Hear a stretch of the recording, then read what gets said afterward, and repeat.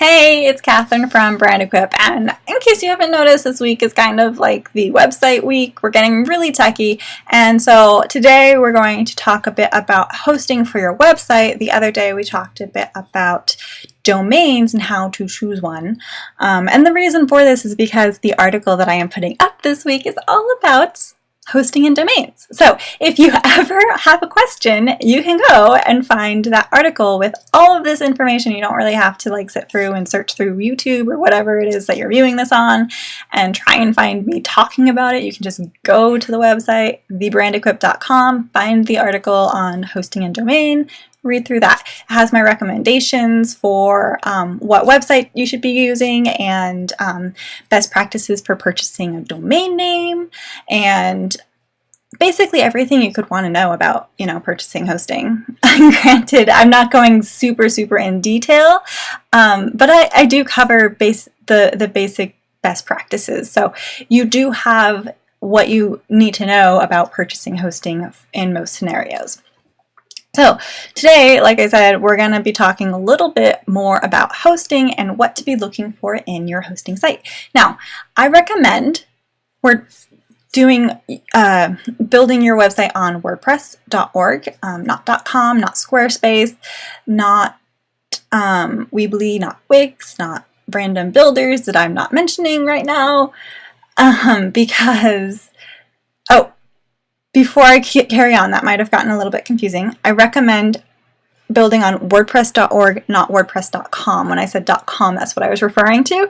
You can absolutely have a .com on your domain name. You should have a .com on your domain name as a business, in fact. So that is where that's coming from. Back to everything else. So I do recommend building a website on WordPress.org because I firmly believe that it is the best option for growing your business. It is very flexible. You can customize it however you want.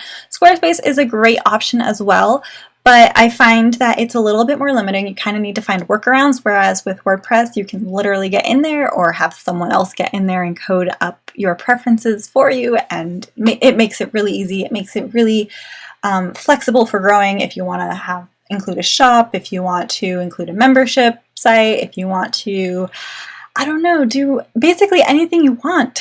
You can find a way to do it with WordPress, and like the code's already there for you. It's already almost set up. You just have to put in the pieces, know what to use. So I highly recommend WordPress.org. Secondary suggestion would be Squarespace, and beyond that, I wouldn't recommend anything beyond that, honestly. So, real quick.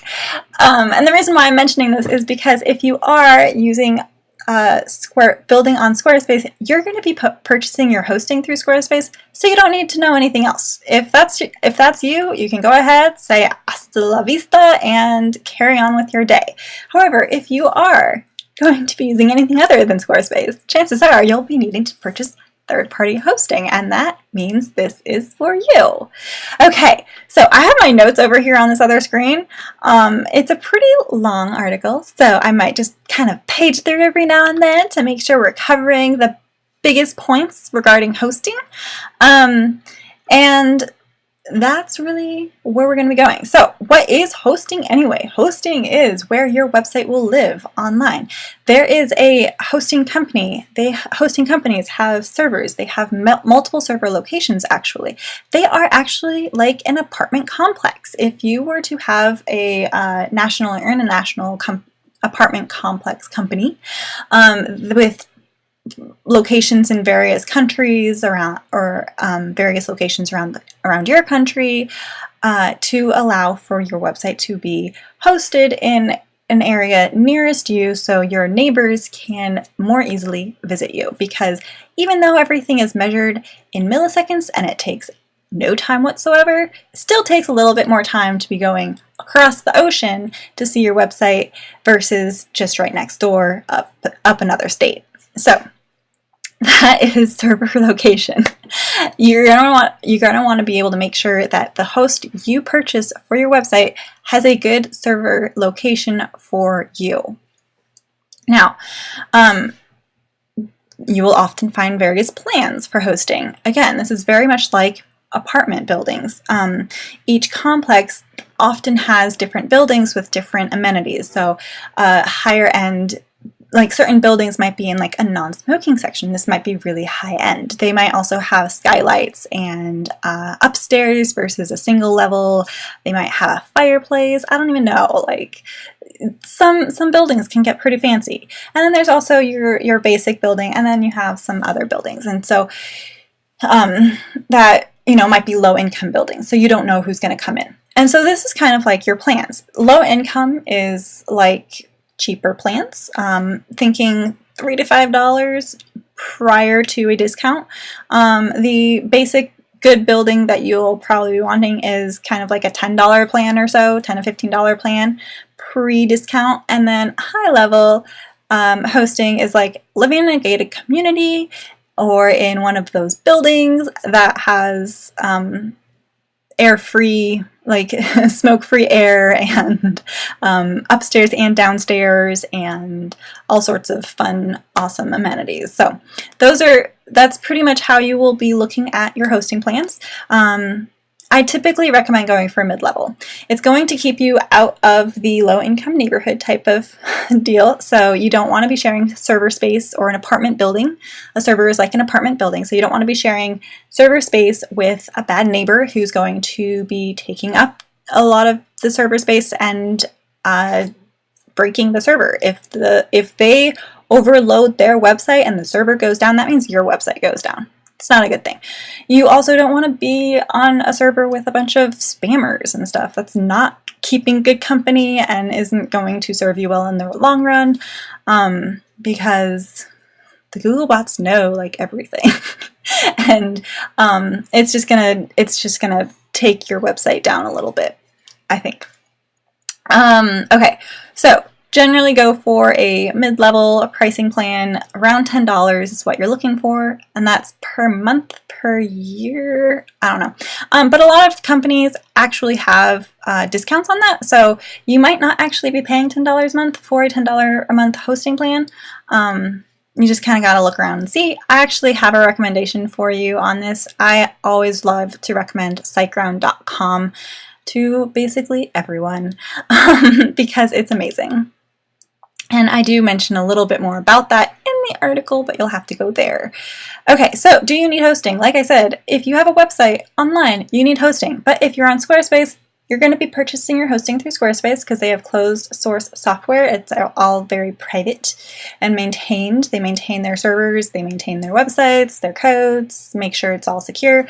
If you're doing hosting, or if you're building a website through WordPress or some other company, then you're going to be needing a third-party host typically, and that means you're going to just want to make sure that your website host has the amenities that you need. So what do you need to look for?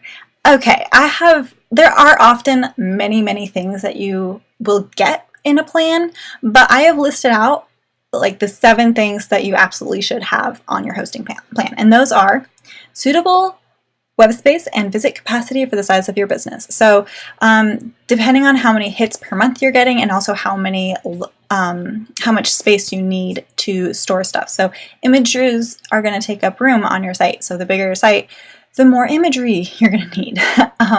Also, the more visitors you have, the more visitors you're going to be able to need to account for. So this is where if you or someone on your server goes above the limit for this, then the server crashes and no one can get to any website on that server. Not a good thing. You're also going to want to get free email hosting so that you can create a branded email. Now, this is not super necessary, but it typically comes with your website hosting plan, so it's a good thing to make sure that it comes with it just in case you want to use that. I personally recommend using G Suite for creating branded emails. And when I say branded emails, I mean like your name at yourcompany.com rather than yourcompany@gmail.com or something like that. Okay, you're also going to want to be looking at getting daily backups. That's recommended. Some plans have like a monthly backup. I recommend daily. That's typically a good practice. You're also going to want to make sure that you can get free SSL certificates. SSL is basically adding security to your website. So when you see on the URL browser, if it says secure HTTPS, that's what we're looking for, okay? If you don't have SSL, you're going to want SSL. It improves your SEO score. Google won't even show certain sites that don't have a SSL certificates on them. So you want to make sure you have got SSL. They're kind of cracking down on it. You're also going to want to make sure that you have a company that has good tech support. If anything goes wrong, you want to be able to contact the company and have them fix it for you. You don't want to have to try and figure it out yourself or find someone who can figure it out for you. Just go to the company, good customer support, and they can get you figured out. You're also going to want to make sure they have servers in your general area. Like I said before, you want your neighbors to be able to find you fast. Anyone can find you from anywhere in the world typically, unless you're in China and have a really strict firewall, I think. But anyway, I don't actually know much about China and their website practices, so don't quote me on that.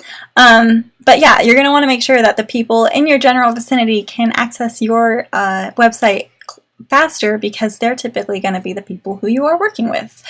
And then you're also going to want to make sure that your server is running updated PHP code, because websites are typically run on PHP these days. JavaScript is becoming more and more of a thing, but servers are still running on PHP, so you want to make sure that they're running updated PHP code. Version 7, I think, is the best currently. So just make sure that your servers are running good code, and then they're more secure for you on the back end as well. And that's really all you need to make sure your website host has. Some bonus options might be PCI compliance. This is really good for if you are taking payment on your site, not through a third party being PayPal or Stripe. If you actually are setting up a merchant account, and to accept payments for your website, you need to be PCI compliant. And that means you're probably going to be on a whole different server. This is like another plan kind of a deal. Staging is really great, because with staging you can create a copy of your website, do some trial things. So if you are making updates to the content of it, you can get it all figured out there. Another really great way to use staging is for updates to your theme and plugin. If you run an update and it's not compatible with another plugin or your theme, it could break your site, and you might get the white screen of death and not be able to access your website at all, back end or front end, in which case you're going to want to be able to access that backup and back up your, reinstall the website from backed up version and take it off of and create a staging copy for it and run updates, find where the problem is happening, figure out a fix for it, have your developer figure out a fix for it and do all this work for you. I don't really care. But the point is that it happens. It's not common, but it does happen. I don't want it to happen to you. So staging is a good aspect to have, although it is not required, especially if you are in the early stages of business. You can do workarounds and just make sure you have backups. And then you're also going to be looking at whether or not you can have multi-website hosting. So if you plan to be selling memberships or something like that, I recommend having a completely different website for a shop. If you offer info products or shop-based items in addition to services, I would say keep those separate, because each website build should have a specific end goal. And if you try and combine it all, it just gets really confusing and a bit overwhelming for you on the back end and your developer also. So multi-website hosting is really great. That means that you can actually have multiple domains pointed to your website, or have multiple websites on there and multiple domains pointed to each different website build. So that allows you to create courses on their own website, which is great, and all sorts of fun things. And those are really what you want to be looking for in your hosting. And yes, you will be needing hosting if you are planning on building a website. And so yeah, I'm going to leave it at that. If you are curious about how to purchase a domain, what to look for in domains, how to decide on the .com, .co, .org.whatever thing. You should go and either check out the blog from this week or check out the video that I made earlier this week on domains. So with that said, and that is actually on this playlist, so you can go ahead and find it here if you so desire. That said, I'm going to leave you there, and with the quick note of a domain is like an address for your website, whereas like the apartment address for your website.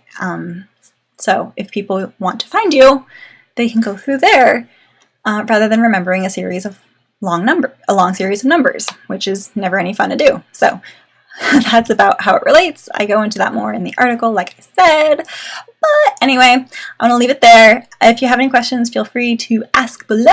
I hope this was helpful, and I will see you later. Again, this is Katherine from Brandequip Designs. You can find me over at thebrandequip.com. Bye for now. Ah!